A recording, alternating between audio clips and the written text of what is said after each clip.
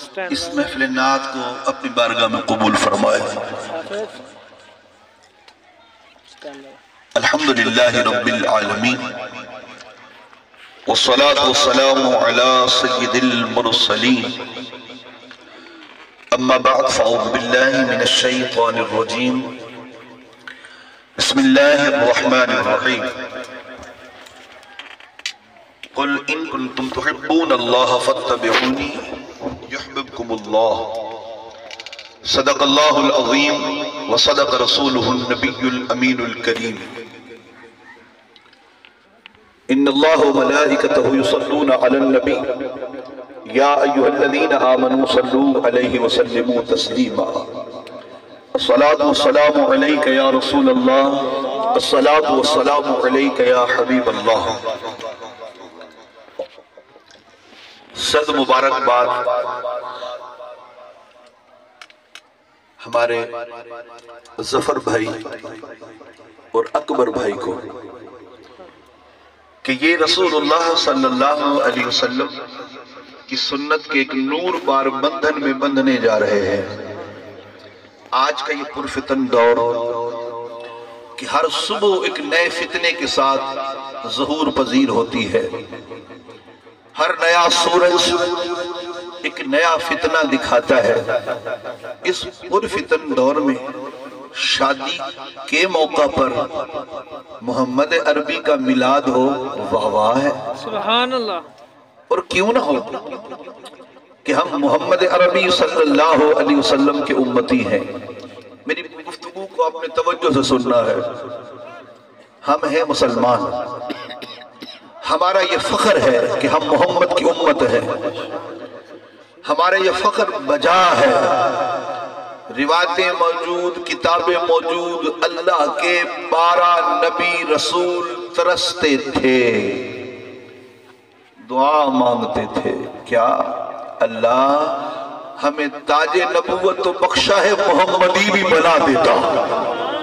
سائیں چوکھے 12 ایک کی کوئی نہ 12 نبی دعا کرتے رہے، اللہ ہمیں تو نے نبی بنایا یہ تیرا کرم ہے، ہمیں رسول بنایا یہ تیرا کرم ہے، اے اللہ جب نبوت بخشی ہے تو محمدی بھی بنا دیتا۔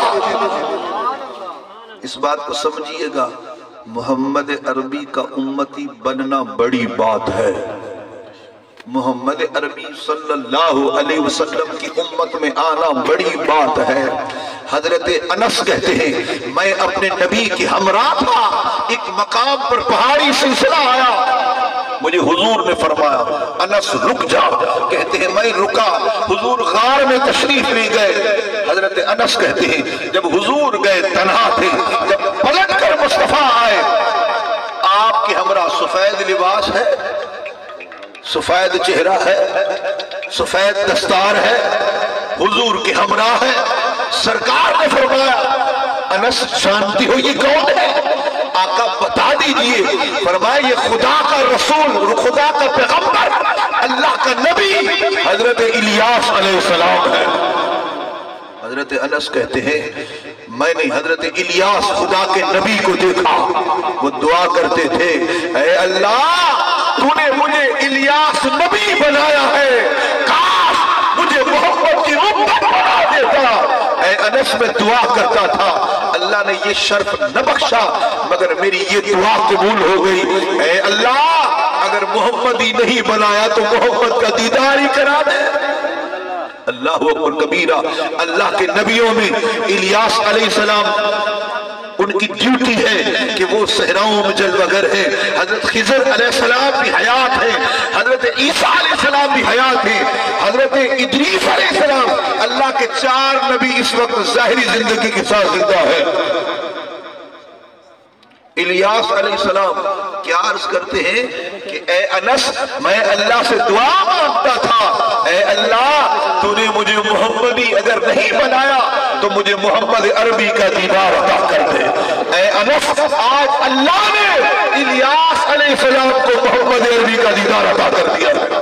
میں جو بات سمجھانے جا رہا ہوں میرے سونےوں، میرے پیاروں، میرے دوستوں، جو بات میں سمجھا رہا ہوں کاش ہمارے دلوں میں اتر جائے کہ ہم محمد کی امت ہے، کوئی عام بات نہیں ہے۔ یہ تو ہم نے ہلکا لے رکھا ہے نا جی، خود کو ہم نے کمزور کر رکھا ہے۔ مصطفیٰ کا امتی ہونا بڑی بات ہے کہ جب رسول ترستے ہیں، انبیاء ترستے ہیں، تو خدا نے بن مانگے محمدی بنا دیا۔ عام بات نہیں ہے، بہت بڑی بات ہے کہ اللہ کے پیغمبر دعائیں کرتے تھے۔ حضرت موسیٰ علیہ السلام نے تورات کو پڑھا، اس میں لکھا تھا ان قریب ایسی امت آئے گی جو اللہ کی کتاب کی حافظ ہوگی۔ اللہ پھر وہ امت موسیٰ کو دے دی، فرمایا اے موسیٰ یہ تو میرے محمد کی امت ہے۔ آپ نے پڑھا ان قریب ایسی قوم آئے گی جو اللہ کی راہ میں گردنیں کٹائے گی۔ اللہ پھر ایسی قوم مجھے عطا کر دے۔ اللہ نے فرمایا موسیٰ یہ محمد کی امت ہے۔ آپ نے تورات میں پڑھا ان قریب ایسے لوگ آئیں گے جو اللہ کی راہوں میں سرحدوں پر پہرا دیں گے، اللہ وہ بھی مجھے عطا کر دے۔ فرمایا یہ بھی محمد کی امت ہے۔ آپ نے تورات میں پڑھا ان قریب ایسے لوگ آئیں گے راتوں کو خدا کی بارگاہ میں اس طرح عبادت میں جھولیں گے جیسے ہواؤں میں درخت جھولتے ہیں۔ عرض کی اے اللہ ایسی امت مجھے عطا کر دے۔ اللہ نے فرمایا اے موسیٰ یہ امت بھی محمد عربی کی امت ہے۔ پھر یہ بات پڑھتے پڑھتے یہ خاصیت یہ بھی محمد کی امت کی، وہ خاصیت یہ بھی محمد کی امت کی، وہ خاصیت یہ بھی محمد کی امت کی، تو موسیٰ بول پڑے اے اللہ جب یہ ساری بھلائیوں کا تو نے اطاعت ہے وہ محمد کی امت کو بخشتا ہے، پھر مجھے رسول بنایا مجھے بھی محمدی بنا دیتا۔ سبحان اللہ۔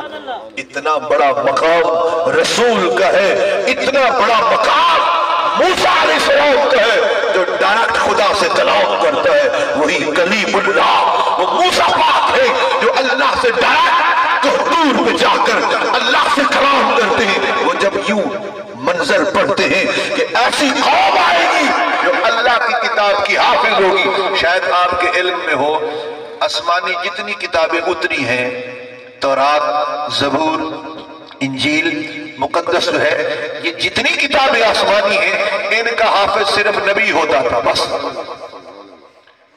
دیگر نبی کی جو امتیں تھیں وہ کتابوں کی حافظ نہ تھی۔ انجیل کا حافظ صرف صاحب نبی تھا، زبور کا حافظ صرف اسی کا نبی تھا، تورات کا حافظ اسی کا نبی تھا۔ یہ تو محمد عربی کی امت کا مقام ہے کہ جناب 6 سال 7 سال 8 سال کا بچہ قرآن کا حافظ ہے۔ سبحان اللہ۔ نبی تو وہ بول رہے ہیں اے اللہ تو نے مجھے موسیٰ بنایا، یہ تیرا کرم ہے، کاش مجھے محمد کی امت میں بنا دیتا تو پتہ یہ چلا کہ محمدی ہونا بڑی بات ہے۔ ایمان سے بتاؤ ایک شخص کو اگر دنیا میں ایک منصب ملے، میں آپ سے پوچھتا ہوں کہ SHO ہو، کیا اس کی کوئی ڈیوٹی نہیں ہے سائیں؟ ایک علاقے کا نمبردار ہے، اس کی بہت بڑی ذمہ داری ہے۔ ایک الگ بات ہے کہ نمبردار اپنی ذمہ داری پوری نہیں کرتا، خدا کو جواب دے گا۔ SHO اگر اپنے منصب پر بیٹھ کر ذمہ داری پوری نہیں کرتا، خدا کو جواب دے گا۔ اگر کوئی جناب والا SP ہے اس کی بہت بڑی ڈیوٹی ہے، اگر کوئی DSP ہے اس کی بہت بڑی ڈیوٹی ہے، کوئی کمشنر ہے اس کی بہت بڑی ڈیوٹی ہے، اس طرح کرتے کراتے جناب کوئی جنرل ہے اس کی بہت بڑی ڈیوٹی ہے، وہ جو نہ کرے وہ الگ بات ہے۔ منصب کہتا ہے تیرا ایک مقام ہے، تیرا ایک مقام ہے، تیری ایک ڈیوٹی ہے۔ میں کہتا ہوں سارے مقام اپنے مقام پر، مگر محمد کی امت ہونا سب سے اعلیٰ مقام ہے۔ تو جب ایک SHO کی ڈیوٹیاں بنتی ہیں سائیں، وہ ڈیوٹی نہ کرے دنیا اسے کہتی ہے نااہل ہے۔ نمبرداری پر آئے وہ کسی کے کام نہ آئے، سارا معاشرہ اس کی مخالفت کرتا ہے، پورا علاقہ اس کا خلاف ہو جاتا ہے۔ ہمیں ایسا نمبردار نہیں چاہیے جو کسی کے کام ہی نہیں آتا۔ میری جو باتیں آپ کو سمجھانی ہے وہ سمجھیے گا، تمہید عرض کر رہا ہوں۔ ایک نمبردار کام نہ کرے لوگ اسے قبول نہیں کرتے۔ اعلیٰ حضرت فرماتے ہیں سبحان اللہ، امام احمد رضا خان وہ فرماتے ہیں کسی شخص کو کھانے کی طلب ہو اور گھر میں کچھ نہ ہو، وہ کسی پڑوسی سے مانگنے جائے گا۔ کہیں دے گھر کچھ نہ پکا ہوئے صحیح، وہ طلب بھوک لگی پئی ہے، وہ کہیں ہمسائے کے تا منگسی جو گھر کچھ نہ ہوئے، کسی کے پاس کچھ نہ ہو تو بھوک لگی تو وہ